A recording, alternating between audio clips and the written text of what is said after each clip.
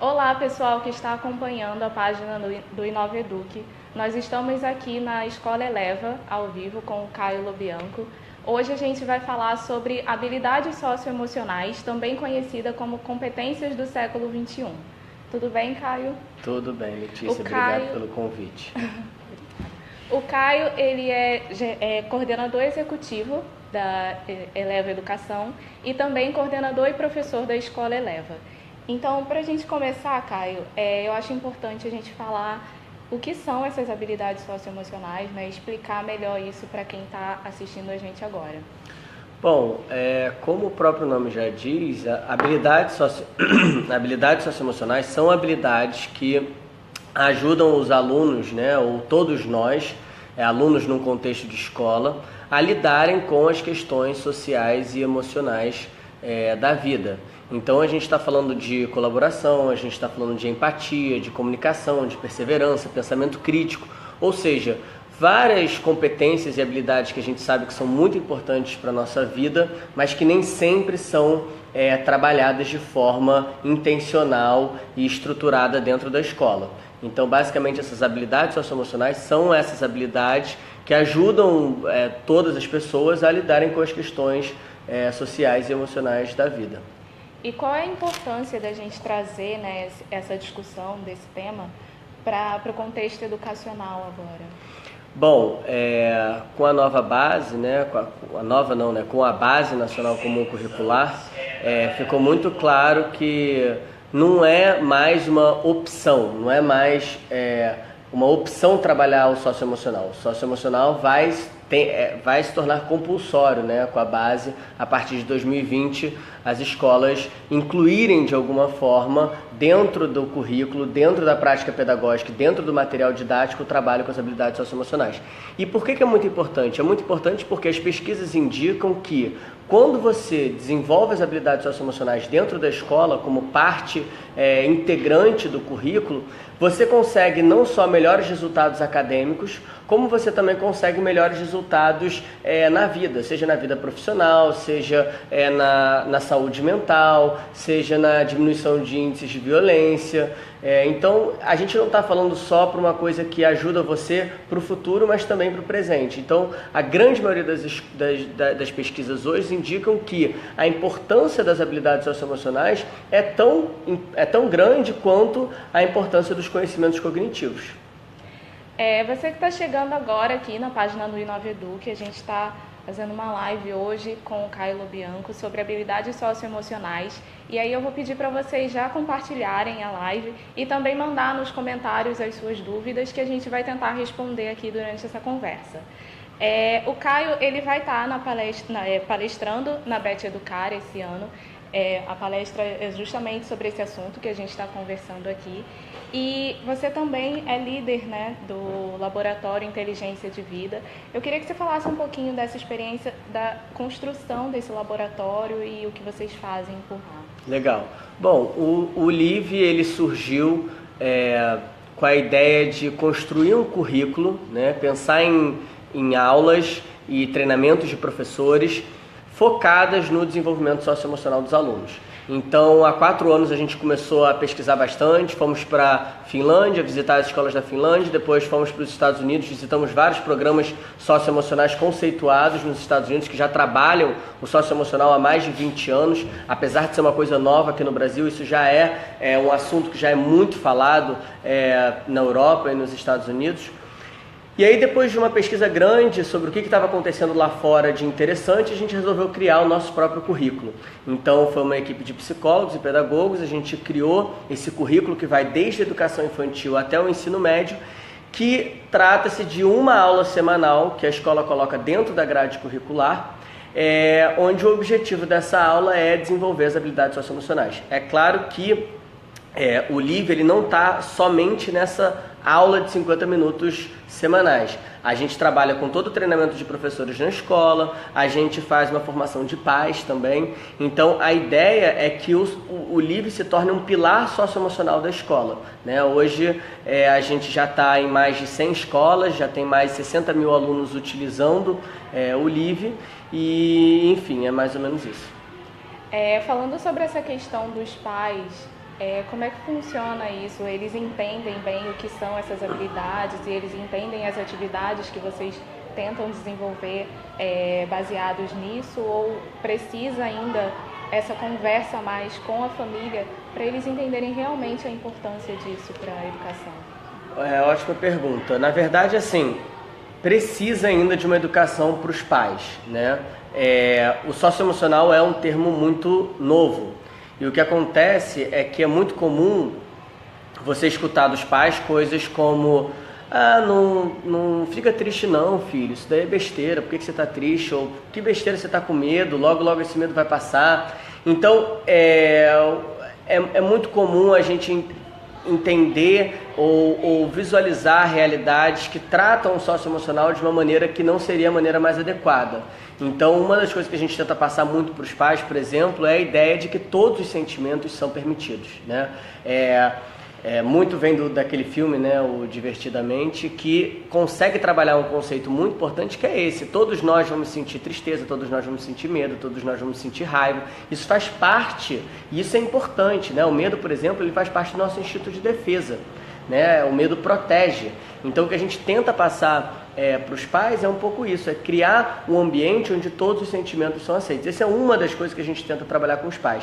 Mas por que educar os pais é importante? Porque ainda existe um pouco a ideia de que a escola é um lugar para ensinar e não educar. E a gente cada vez mais entende que a escola é sim um lugar onde é possível educar, né? O socioemocional, o emocional e o social fazem parte do ambiente da escola. E é por isso que o socioemocional muitas vezes, tem um nome, muitas vezes, de educação integral. Por que integral? Porque a gente entende o aluno como um todo. Não chega só o aluno que vai aprender matemática dentro da escola. Chega o aluno que vai aprender matemática, que tem problemas em casa, que está se sentindo triste por conta de diversas coisas. Então, é esse aluno que chega na escola. E como que a escola recebe esse aluno na sua integralidade? A Base Nacional Comum Curricular, ela trouxe muito essa discussão das habilidades socioemocionais, né? Você acha que as escolas já entenderam esse conceito, já incorporaram isso? Como é que vai ser essa adaptação? Olha, é muito comum a gente chegar numa escola mostrando o livro, enfim, apresentando o currículo, né? E alguns diretores de escola, alguns coordenadores viram para mim e falam: Caio, mas aqui a gente já trabalha o socioemocional. A gente tem um projeto da professora Maria que trabalha compaixão, por exemplo. E eu acho sim que o socioemocional já é trabalhado nas escolas. O movimento que a gente tem que fazer agora é estruturar esse trabalho e fazer com que esse trabalho seja menos intuitivo e mais intencional. Então, quando a gente fala, por exemplo, de matemática, a gente sabe exatamente o que está sendo trabalhado desde a educação infantil até o ensino médio. Por que a gente não tem essa estrutura com o socioemocional, né? Eu estou trabalhando a compaixão num determinado ano, mas quando que eu estou trabalhando a perseverança, quando que eu estou trabalhando o pensamento crítico, quando que eu estou trabalhando a criatividade? Então, o que eu acho sim que o socioemocional já é trabalhado em muitas das escolas, o que está faltando é fazer com que esse trabalho seja mais intencional e mais estruturado, que é o que o livro se propõe a fazer. E mais integrado também com as disciplinas, né? E mais integrado. Com certeza, o livro ele entra como uma disciplina separada, onde naquele espaço de tempo o objetivo é único e exclusivamente trabalhar as competências sociais e emocionais. Por que ter esse tempo específico é importante? Porque quando a gente coloca um tempo específico na grade curricular, a gente está falando para os pais, para os professores e para os alunos que o socioemocional é tão importante quanto uma matemática, um português e uma geografia, por isso que também merece um tempo destinado na grade curricular. Mas, como você falou, o nosso objetivo não para aí. Além desse tempo, a gente quer sim que o socioemocional fique cada vez mais integrado nas outras disciplinas. O que a gente defende é que uma coisa não contradiz a outra. Pelo contrário, a gente entende que colocando um espaço na grade curricular facilita, é um primeiro passo para você conseguir no futuro integrar a escola inteira no desenvolvimento socioemocional. Só para a gente entender melhor um pouquinho a questão da Base Nacional Comum Curricular, quais são as habilidades que estão mais presentes nesse documento para serem trabalhadas nas escolas públicas e privadas a partir de agora? Bom, quem lê o documento, eu sugiro que vá direto para as competências gerais, que são 10 competências gerais da base, e se você der uma lida nas competências gerais, você vai ver coisas como colaboração, como pensamento crítico, você vai ver coisa como respeito às diferenças, né? Você vai ver coisas como cidadania, você vai ver coisas como projeto de vida, né? Que é você lidar com as suas questões, lidar com a questão emocional. Então, essas são algumas das... Comunicação é uma outra habilidade que também está entre as competências gerais da base. Então, a ideia é que essas competências sejam transversais ao longo das práticas pedagógicas e do material didático e dos currículos também. E como fica a questão dos professores na adaptação para essas atividades, né, para coordenar esse trabalho com os alunos? Legal, eu acho que esse é o ponto principal. Então a gente tem uma base, que é um documento, e a grande questão é como que a gente sai de um documento e a gente consegue implementar isso na prática, que é o que todo mundo está se perguntando nesse momento que o documento já foi lançado. E eu acredito que, assim, primeiro tem que existir uma diferença, uma mudança na concepção, né, de qual que é a função de um professor. Então, com a inclusão das habilidades socioemocionais, o objetivo do professor não é só ensinar alguma coisa, passar um conteúdo, é também pensar em como que eu passo aquele conteúdo de maneira a incluir também o desenvolvimento das habilidades socioemocionais. Então, vou dar um exemplo simples, né? Sou um professor de história, passei um exercício para vocês pesquisarem sobre a Revolução Industrial, e aí voltam os alunos com essa pesquisa feita. Eu posso pedir simplesmente para cada um deles trazer o resultado dessa pesquisa, ou eu posso, por exemplo, pedir para todos eles se levantarem, eles vão circulando na sala. Quando eu faço grupo de 3, eles se juntam em grupo de 3 e falam sobre as suas pesquisas. Continua rodando. Grupo de 5 se juntam em 5 e falam sobre a pesquisa. Qual que é a diferença de você fazer o método anterior para esse método? Que nesse método você está promovendo interação, você está promovendo colaboração e você está promovendo comunicação. Ou seja, é uma forma de você desenvolver o conteúdo, porém trabalhando também as habilidades socioemocionais. Respondendo a sua pergunta, a gente tem que pensar em como que a gente capacita esse professor, pensa em capacitações para que ele entenda que o trabalho na sala dele não é só passar um conteúdo, mas também desenvolver essas habilidades e como que ele vai trabalhar o currículo de forma a desenvolver essas competências. E qual é o desafio assim, para esses professores? Porque os professores foram educados de uma maneira e agora eles precisam se adequar a essas novas formas de ensinar. Então, qual é o desafio para eles? O desafio, assim, eu também sou professor, né? Eu dou aula desde a educação infantil até o ensino médio. Eu acho que o desafio é espaço, né? É tempo. Eu acho que hoje a gente vive num tempo muito curto. Então é um tempo de sala de aula para você conseguir focar nessas habilidades socioemocionais, é um tempo de preparação e é também você pensar num jeito diferente de fazer, que é o jeito que você vem fazendo há muito tempo, né? Então, os professores já estão acostumados com o mesmo plano de aula, com o mesmo ritmo. Como que agora você dá um passo para trás e pensa, não, como que eu vou montar essa aula de uma forma que eu consiga trabalhar essas habilidades socioemocionais? Para quem está chegando agora na nossa página, a gente está aqui com o Caio Lobianco, falando sobre habilidades socioemocionais. Você que tem alguma dúvida sobre o assunto, pode mandar os seus comentários aqui na página que a gente vai tentar responder essas dúvidas. E você falou sobre a formação dos professores, e essa é uma questão importante, né? Como é que os cursos de formação vão se adequar também para que esses professores saiam, né, desses cursos habilitados para uma aula como essa, trabalhando esses conceitos? Ótimo, eu acho que são duas coisas, é o curso de formação, né, inicial, mas também a gente tem que pensar na formação continuada, né, porque não é só aquela formação inicial, é como que a gente mantém essa formação ao longo dos anos em que esse professor está em sala de aula.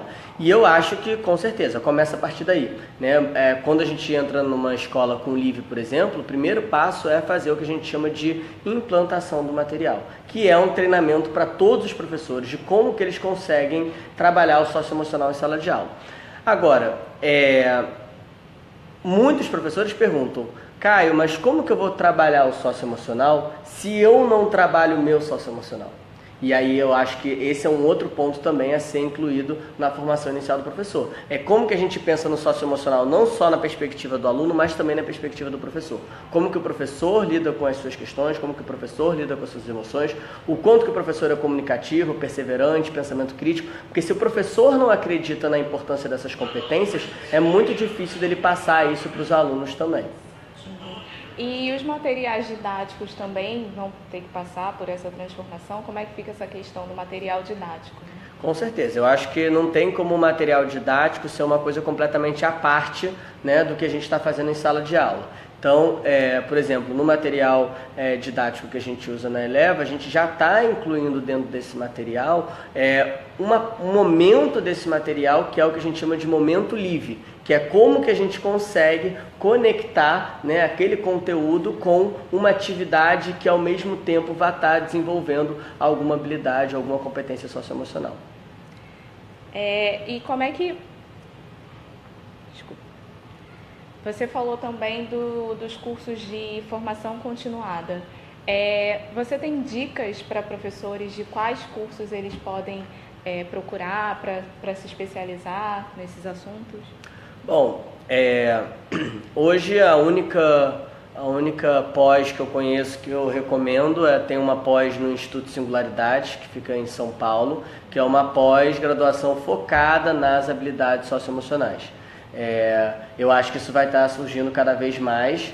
É um desafio, mas hoje ainda é restrita as possibilidades onde o foco principal é nas habilidades socioemocionais. Agora, é muito importante dizer que esse termo habilidades socioemocionais, apesar de ser um termo novo, né, dessa forma, ele já vem sendo discutido e trabalhado na educação há muito tempo. Então, quando a gente está falando, por exemplo, do Howard Gardner com as inteligências múltiplas, quando a gente está falando de Vygotsky, quando a gente está falando de Piaget, a gente já consegue encontrar nesses autores bastante coisa que é o que a gente chama hoje de socioemocional, mas falado em outra linguagem, de outras formas.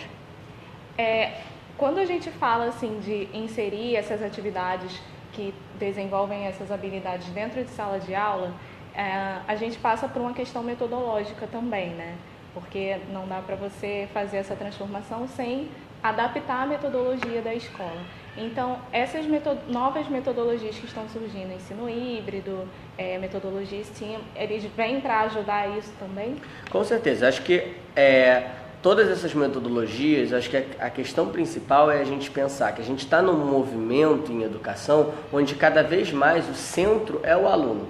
Então, o centro passa a sair do professor para o aluno. Eu acho que isso é muito importante e isso está totalmente alinhado com as habilidades socioemocionais. Quando eu estava nos Estados Unidos há pouco tempo, teve um grande professor que estuda o tema há muito tempo que ele falou o seguinte para mim: Caio, não existe desenvolvimento de habilidades socioemocionais se não existir interação e movimentação. Só que quando você pensa numa sala de aula tradicional, quem se movimenta e quem interage é o professor. Ou seja, quem está desenvolvendo as competências socioemocionais é o professor.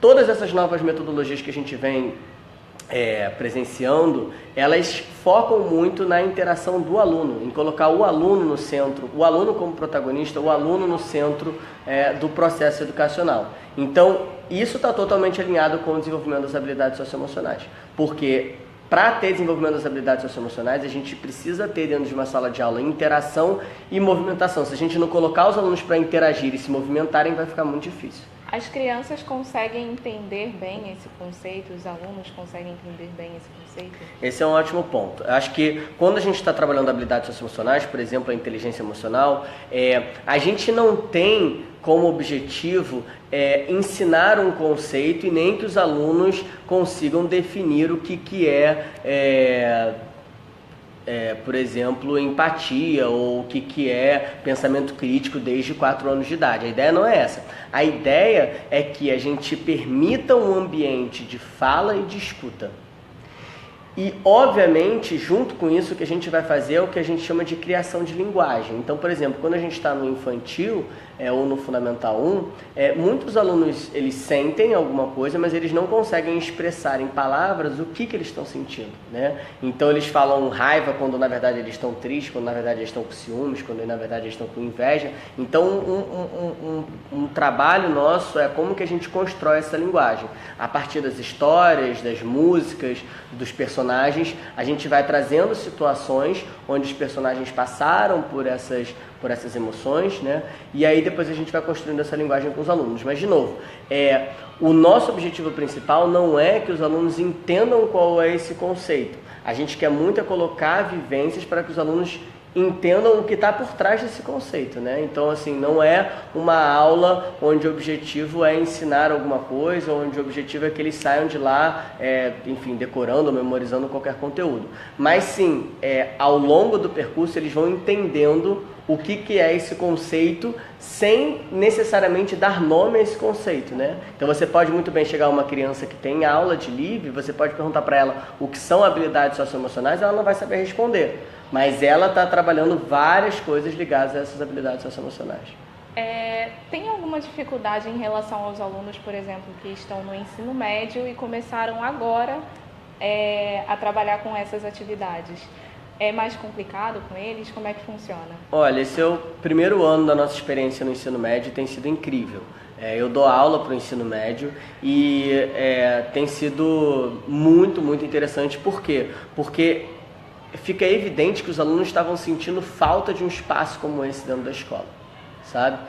E como que a gente fez para o médio? Como todos os segmentos. Como que você consegue fazer com que o aluno se engaje nesse momento socioemocional na escola? Falando a linguagem dele. Então, no ensino médio, por exemplo, a gente fez uma parceria com uma youtuber chamada Jut, que é uma youtuber super famosa para a idade dele, já tem mais de 100 milhões de visualizações no canal dela, e ela criou vídeos específicos para os alunos, comunicando com os alunos de livre, falando sobre temas que a gente vai discutir em sala de aula, como família, como padrão de beleza, corpo, como preconceitos. Então, a gente elencou alguns temas e a gente inicia as discussões sobre esses temas e as dinâmicas sobre esses temas em sala de aula com um vídeo dela. Ou seja, por que foi tão fácil assim no ensino médio? Por que está sendo uma receptividade muito, muito interessante no ensino médio? Porque a gente conseguiu trazer os interesses e a linguagem desses alunos para dentro do currículo, para dentro da sala de aula. Essas ferramentas, como as redes sociais, elas ajudam nesse processo, então?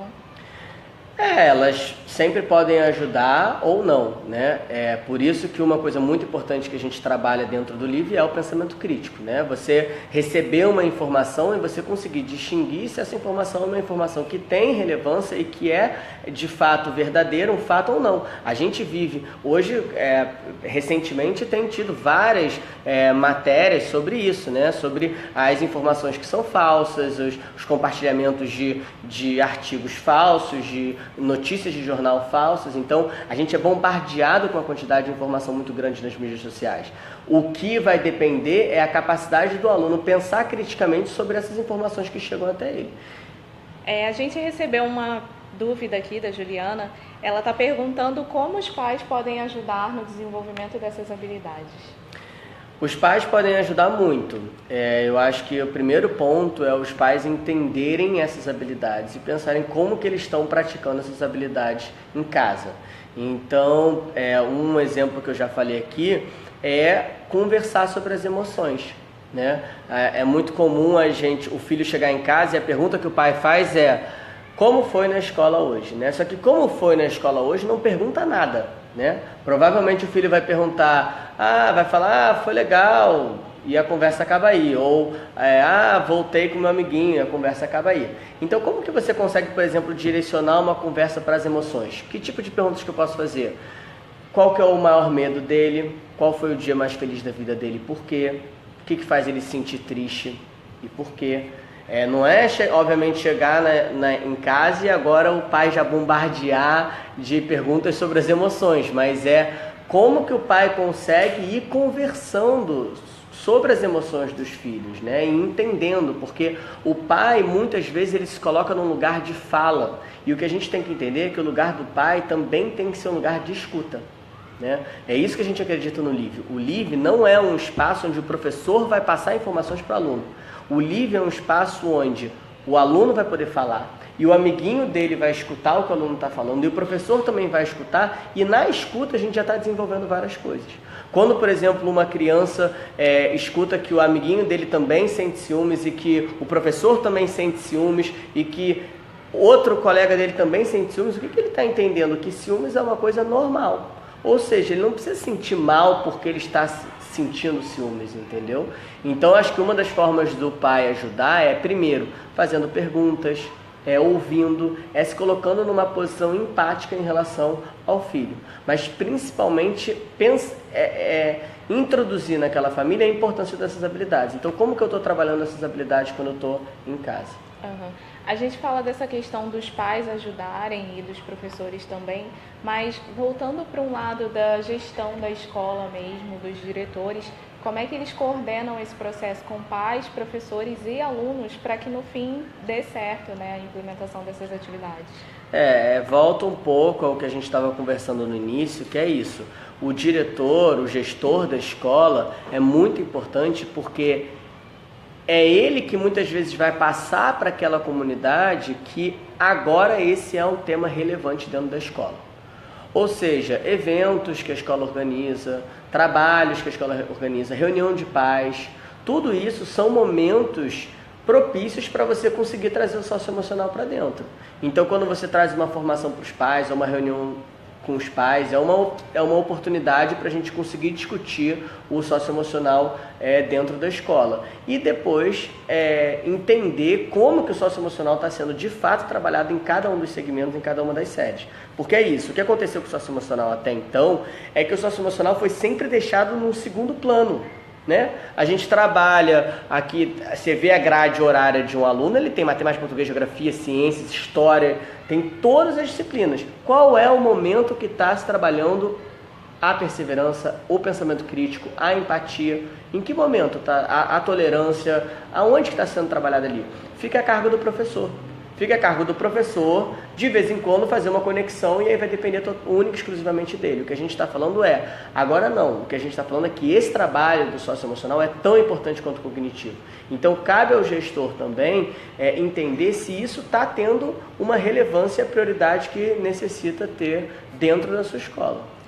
As tecnologias que estão surgindo, aplicativos, enfim, novas plataformas, elas podem ajudar nesse sentido de mensurar se isso está realmente sendo eficaz e se vai funcionar na sua escola ou não?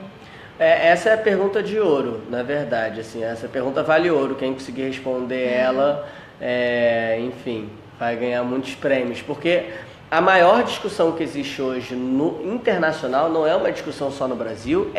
Primeiro, essas habilidades socioemocionais, elas podem e devem ser medidas. Segundo, como que a gente mensura essas habilidades, né?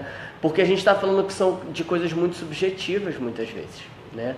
Então, assim, eu acho que é importante sim a gente tentar medir, mas a gente tem que medir com muito cuidado e a gente tem que tomar cuidado com o que a gente faz com esses resultados, né?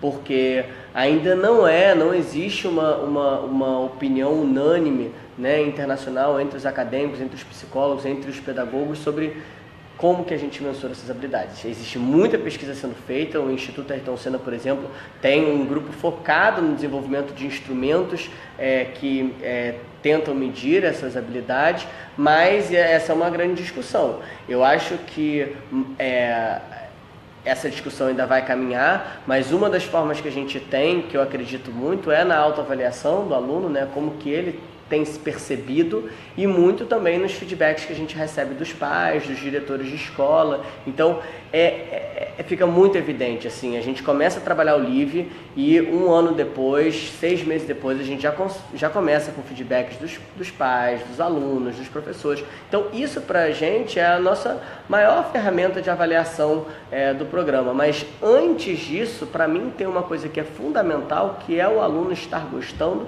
e o aluno estar se sentindo bem e seguro, né? Se não existe bem-estar, se não existe sensação de segurança, e se o aluno não está se envolvendo e gostando, esquece socioemocional, porque não tem como você desenvolver o socioemocional num ambiente que não tenha bem-estar, felicidade, onde o aluno queira estar ali. Então, enfim, é uma pergunta difícil de responder. Existem várias possíveis respostas e o que a gente está atento a todas essas pesquisas para entender para qual caminho que a gente vai. Então, como eu disse, o Caio, no início da live, o Caio ele vai estar participando da Bet Educar como palestrante. A sua palestra fala sobre habilidades socioemocionais conectando com o bullying, não é? Com o bullying, isso. E eu queria que você falasse um pouquinho da sua expectativa, né? De participar do evento e conversar com professores que se interessam por essa temática também. Legal. Eu participei do evento no ano passado também, com uma palestra aí bem focada no socioemocional, e a minha expectativa é alta. Eu acho que o bullying é um tema que é muito evidente na atualidade, está todo mundo falando sobre o bullying, mas eu acho que tem muitos mitos ao redor do bullying e eu acho que muitas vezes a gente precisa pensar em como que a gente trabalha o bullying, principalmente de uma maneira preventiva. Né? Não só pensar como que a gente, o que tem que ser feito naquela situação específica, mas como que a gente consegue trabalhar na escola para que esse tipo de situação não ocorra.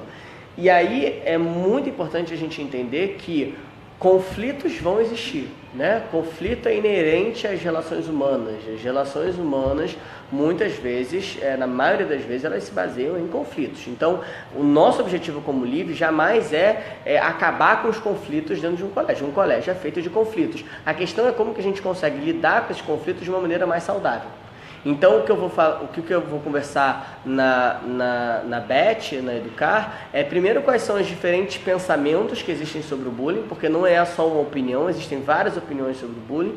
E segundo, que tipo de atividade a gente tem feito, que tipo de dinâmica a gente tem feito em sala de aula, que muitas vezes é uma ferramenta que por si só resolve conflitos ou discute esses conflitos e acaba diminuindo a incidência de bullying nas escolas. Então, o objetivo é isso, é pensar como que o socioemocional pode contribuir para que a gente não precisa lidar com bullying quando ele já está